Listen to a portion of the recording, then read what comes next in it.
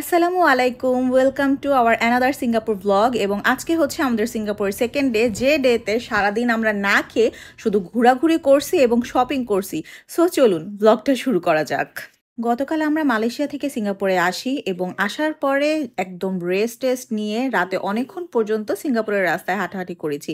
এরপরে আজকে আমরা দুপুরের একটু আগে আগে আওয়াইশাকে খাইয়ে বের হয়ে গিয়েছি সারাদিন ঘোরাঘুরির উদ্দেশ্যে। সিঙ্গাপুরে এই হোটেলে 2 দিন ছিলাম এবং এই 2 দিনে বাথরুমে যে কত ছবি তুলছি, কারণ বাথরুমটা এত সুন্দর আর বড় ছিল, রুমের চেয়ে তো বেশি ছবি মনে হয় আমি বাথরুমেই তুলছি। আওয়াইশার আমি তো সব সময় ম্যাচ করে ড্রেস নিয়ে আসি, বাট আওয়াইশার বাবা এখন আর ম্যাচ করে কোনো ড্রেস পরতেই চায় না। স্পেশালি এই একটু গার্লি টাইপের যে কালারগুলো থাকে সেগুলো তো সে একদমই পরবে না, সে যেটা পরে সেটাই নাকি ম্যাচ হয়ে যায়। যদিও আজকে সারাদিন সিঙ্গাপুর সিটি এক্সপ্লোর করবো, বাট তারপরও ফার্স্ট এক্সপ্লোর করব আমাদের এই সুন্দর হোটেলটা। আমরা প্রথমেই চলে যাচ্ছি পুল সাইডে। এত সুন্দর হোটেল, আমি যখনই কোনো ভ্যাকেশন প্ল্যান করি আমি হোটেলগুলো একদম মানে মন মতো ছবি তোলার মতো নেই, এবং শাওন আমাকে অনেক বকে যে তুমি এত বড় বড় এবং সুন্দর সুন্দর রেজর্ট আর হোটেল নাও, আমরা কোনো একটা দেশে গেলে একটা দেশ এক্সপ্লোর করব, তোমার জন্য হোটেল এক্সপ্লোর করতে করতেই আমাদের দিন শেষ হয়ে যায়। আমাদের পার্সোনাল লাইফ নিয়ে সবার অনেক অনেক কোয়ারিজ, অনেক কিউরিসিটি যে আমাদের ভেকেশনের যে এক্সপেন্সটা সেটা কে বেয়ার করে। তো আমি একটা কথা বলতে চাই যে সংসারের কোনো খরচ আমি দেই না। সারা বছর আমি যে বেতন পাই, যা ইনকাম করি, সব কিছু আমি ব্যাংকে জমিয়ে রাখি ভেকেশনের জন্য। তাই শাওনের পাশাপাশি আমি অনেক মোটা অঙ্কের একটা টাকা দিই, এবং এত টাকা দিব পচা হোটেলে থাকবো এর জন্য আমি কখনোই বাজেট ট্যুর প্ল্যান করি না। স্পেশালি হোটেলের দিক দিয়ে আমি কখনো কার্পণ্য করি না। তাই যাদের যাদের এত প্রশ্ন ছিল যে আপু আপনার এই ভ্যাকেশনের খরচগুলো কে বহন করে, আপনার বাবা দেয় নাকি আপনার হাজবেন্ড দেয় নাকি আপনি দেন, তো তাদের জন্য ব্যাপারটা একটু ক্লিয়ার করে দিলাম। আপনারা এখন আমার কথা বন্ধ করে আগে আমাদের হোটেলের ভিউটা দেখেন। সবচেয়ে বেশি ভালো লাগতেছিল একটু পর পর এখান দিয়ে প্লেন যাচ্ছিল। এই হোটেলটার নাম হচ্ছে দুসিত থানি। এটা একটা 5 স্টার হোটেল প্লাস রিসোর্ট। এটা মেইনলি ওদের যে গলফ এরিয়া সেইখানে রয়েছে, এবং এটা এয়ারপোর্টের খুবই কাছে। এখানে ট্যুরিস্ট তেমন কেউ নেই, যারা ছিল সব ছিল ইন্টারন্যাশনাল গলফ প্লেয়াররা। তো এখানে এসে আমরা মোটামুটি একটু ট্যুরিস্ট না পেয়ে খুবই অকওয়ার্ড ফিল করতেছিলাম। আর সবচেয়ে বেশি এখানে আমার লস প্রজেক্ট হয়ে গেছে, বিকজ এখান থেকে আমাদের যে মেন অ্যাট্রাকশন পয়েন্টগুলো সেগুলো এত দূরে, আমাদের গাড়ি ভাড়া প্রচুর খরচ হয়ে যাচ্ছিল। তাই আমি বলবো যে এই হোটেলটাতে আপনারা নিয়েন না যদি একটু বাজেটের প্রবলেম থাকে, কারণ এক তো হোটেল এক্সপেন্সিভ, পাশাপাশি হোটেলের চেয়ে বেশি এক্সপেন্সিভ হয়ে যাবে আপনার হোটেল থেকে অ্যাট্রাকশন প্লেসগুলোতে যাওয়ার যে ভাড়া বা খরচ যেটাই বলো না কেন সেটা। আর আমরা ফার্স্টে গিয়েছিলাম মোস্তফা মার্টে, বিকজ মোস্তফা মার্ট আমরা সবাই জানি যে ওইখানে শপিংয়ের জন্য সবচেয়ে বেস্ট প্লেস, বাট আমার কাছে একদম বোগাস লাগছে সত্যি কথা। মোস্তফা মার্ট মেইনলি এটা হচ্ছে একটা ইন্ডিয়ান মার্কেট। এখানে এমন না যে আপনি বিভিন্ন দেশের অনেক ধরনের প্রোডাক্ট পাবেন, এমন কিছুই না, পুরোটা ইন্ডিয়ান মার্কেট।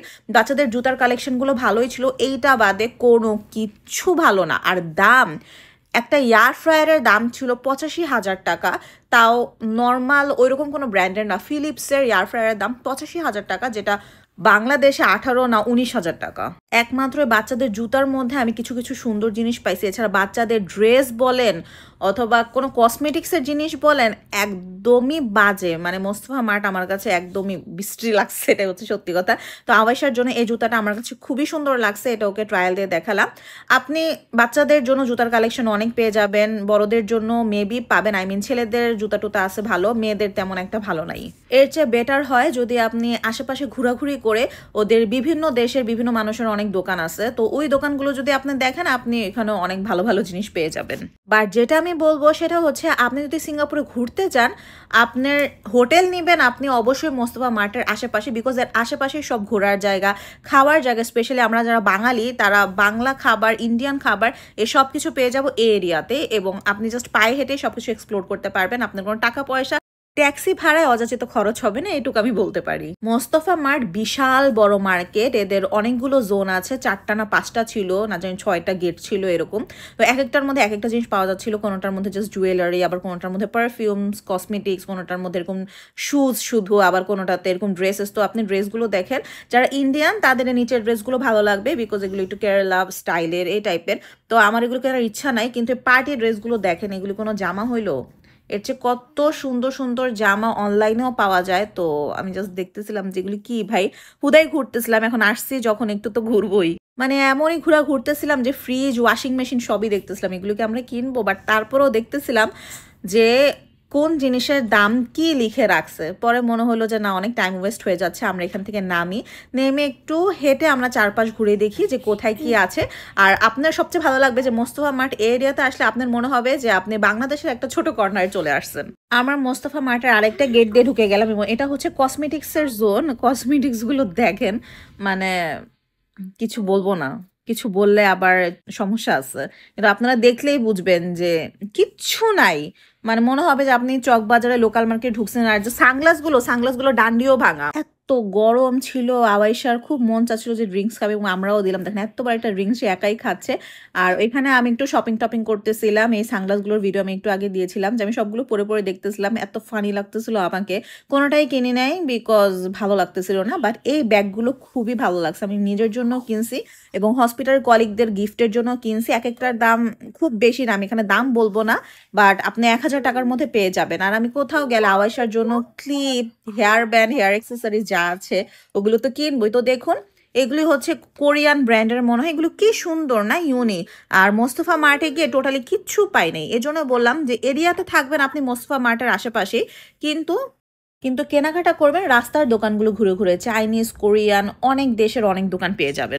আমাকে হসপিটালের জন্য অনেকগুলো ব্যাগ কিনতে হবে, তো আমি আসলে বিভিন্ন ক্যাটাগরির ব্যাগ কিনেছি। প্রত্যেকটার দাম একই, এই যে এগুলোর দামও যেমন ওগুলোর দামও তেমন, কিন্তু শাওন আমাকে কোনোভাবে এই দড়িয়ালাগুলো কিনতে দেবে না, তো এটা জাস্ট দুইটাই নিয়েছি এবং বাকি অন্যগুলো নিয়েছি। এখন আম্মুর জন্য আমি ব্যাগ কিনবো, সেটাও দেখতেছিলাম যে কি ব্যাগ কিনবো। আম্মু আমাকে বলে দিচ্ছে যে ব্ল্যাক কালারের একটা বড় টাইপের ব্যাগ কিনতে। তো অনেকগুলো ব্যাগ দেখার পরে আমার কাছে মোটামুটি একটা ব্যাগ ভালো লাগছে, ওইটাই আম্মুর জন্য নিয়ে নিলাম। আম্মুকে ভিডিও কল দিয়ে দেখিয়ে তারপর কিনলাম। আওয়াইশ এখন আরেকটা ড্রিঙ্কস খাচ্ছে, আর আমার এই ব্যাগ ক্যারি করতে করতে দেখেন হাতের অবস্থা কি হয়েছে। এখন আর শপিং করবো না, এখন একটু ঘোরাঘুরি করব। সিঙ্গাপুর কিন্তু খুবই ছোট একটা দেশ, আপনি এক জায়গায় সব কিছু পেয়ে যাবেন, লাইক গার্ডেন বাই দ্য বে, তারপর ম্যারিনা বে, মার্লিয়ন পার্ক, সব কিছু একই জায়গায়। তো আমরা হচ্ছে আজকে ম্যারিনা বেতে একটু ঢুকবো, ম্যারিনার ভেতরে ঘোরাঘুরি করব, পাশাপাশি এখান থেকে গার্ডেন বাই দ্য বের একটা ভিউ পাওয়া যায়, ওই ভিউটাও দেখবো। আর ম্যারিনা বেতে খুব সুন্দর একটা ছবি তুলতে চাই। তো এখানে না, এই যে নৌকা দিয়ে আপনি পারাপারও হতে পারবেন, আই মিন ঘুরে দেখতে পারবেন। অনেক টাকা চাই, এটার কোনো ইন্টারেস্ট ছিল না। তো আমরা হচ্ছে ওই স্পটটা খুঁজতে যাচ্ছি যেখান থেকে আমি ম্যারিনা বের সাথে একটা সুন্দর ছবি নিতে পারবো। অ্যান্ড এই স্পটটা এত খুঁজে খুঁজে বের করতে হয়েছে, বিকজ সব জায়গা থেকে আপনি দেখবেন ম্যারিনা বে দেখা যাচ্ছে, বাট কোন জায়গা থেকে স্পেসিফিক্যালি এত সুন্দর ভিউটা পাবেন সেটা কিন্তু খুঁজে বের করাটা। এই যে এই পাশে ম্যারিনা বের এরকম ভিউ, আর এই পাশে হচ্ছে গার্ডেন বাই দ্য বে। মানে এত সুন্দর স্পট আসলে পাওয়াটা খুবই মুশকিল। যারা যারা এটা খুঁজে বের করতে পেরেছে তারা এখনই এসে সিরিয়াল ধরছে, বিকজ একটু পরে লাইট শো শুরু হবে। তো এগুলো এনজয় করার জন্য পরে অনেক মানুষ এখানে জমে যাবে এবং আমরাও একদম এখানে ঠাই বসে থাকবো। এখানে আমরা লাইট শোটা দেখবো, এরপরে নামবো। এদিকে বিকেল পেরিয়ে সন্ধ্যা হয়ে যাচ্ছে, আমরা সকাল থেকে লিটারেলি কিচ্ছু খাই নাই। আওয়েশাকে অল্প কিছু খাইয়ে বের হয়েছিলাম এবং এখন পর্যন্ত না খাওয়া। আমার মেয়েটা খুবই টায়ার্ড, তারপরও তার খাওয়ার কোনো ইচ্ছা নাই। আমরা এখানে নামাজ টামাজ পড়ে তারপরে ওয়েট করতেছি যে কখন লাইট শো হবে। মানে কি যে একটা অবস্থা ছিল, তারপরও এই জায়গা ছাড়বো না। তো ফাইনালি ম্যারিনা বের লাইট শো শুরু হয়ে গিয়েছে। লাইট শো কিন্তু কিছুই না, এক একবার এক একটা কালার হবে, এটাই হচ্ছে এখানকার দেখার মতো ব্যাপার, আর কিছুই না। এদিকে আমরা হচ্ছে যে এই ডুরিয়ান ফলের পিঠাগুলো নিয়ে আসলাম, ওগুলো বসে বসে খাচ্ছিলাম। এটা দিয়েই আমাদের আজকে মানে সারাদিনের খাবার পার হয়েছে। আর দেখুন সব মানুষ ভিড় করছে গার্ডেন বাই দ্য বের এই লাইট শোটা দেখার জন্য। তো মোটামুটি এখানে আমরা কিছুক্ষণ পার করে এরপরে আমরা গিয়েছিলাম আমাদের অ্যারাবিয়ান স্ট্রিটে, যেগুলোর ভিডিওগুলো এখন ডিলিট হয়ে গিয়েছে। ওখানে গিয়ে পিৎজা খেয়ে তারপরে চলে আসছি হোটেলে, এবং হোটেলে আওয়াইশাকে এখন দুধ খাওয়াবো। ও এত টায়ার্ড, ও লিটারেলি একদম ঘুমায় পড়ছে, দুধটাও খায়নি, এখন ঘুমের মধ্যে খাইয়ে দিব। আর আমরাও হচ্ছে 7-Eleven থেকে এই যে খাবার নিয়ে আসছিলাম, এখানে হালাল আলাদা কর্নার আছে, ওখানে হালাল খাবার পাওয়া যায়। তো ওদের খাবারগুলো না বেশ মজাই লাগে। এটা ছিল পেঁপে দিয়ে মুরগির মাংস, আর একটা ছিল বাটার চিকেন উইথ খিচুড়ি, না এটা বিরিয়ানিও না, এটা হচ্ছে বাসমতি ইয়েলো রাইস টাইপ কিছু, বাট অনেক মজা ছিল খাবারটা। অনেক কান্ট্রিতে 7-Eleven থেকে খাবার কেনা হয়, ওদের খাবারগুলো বেশ ভালো হয়, এক্সপিরিয়েন্স কখনোই খারাপ হয় নাই। কিন্তু আজকে যখন আমি ওখানে গিয়ে ভিডিও করছিলাম তখন আমাকে ওইখানকার ক্যাশিয়ার বলে, একটা মেয়ে ছিল, আমাকে নাকি জেলে দিবে, বুঝেন। সারাদিন পরে আলটিমেটলি আমার এমন একটা এক্সপিরিয়েন্স হলো। সিঙ্গাপুরের দ্বিতীয় দিন ভালো খারাপ মিলে এভাবে কেটে গেল। সবার কেমন লাগলো জানাবেন। Thank you for watching. আল্লাহ হাফেজ।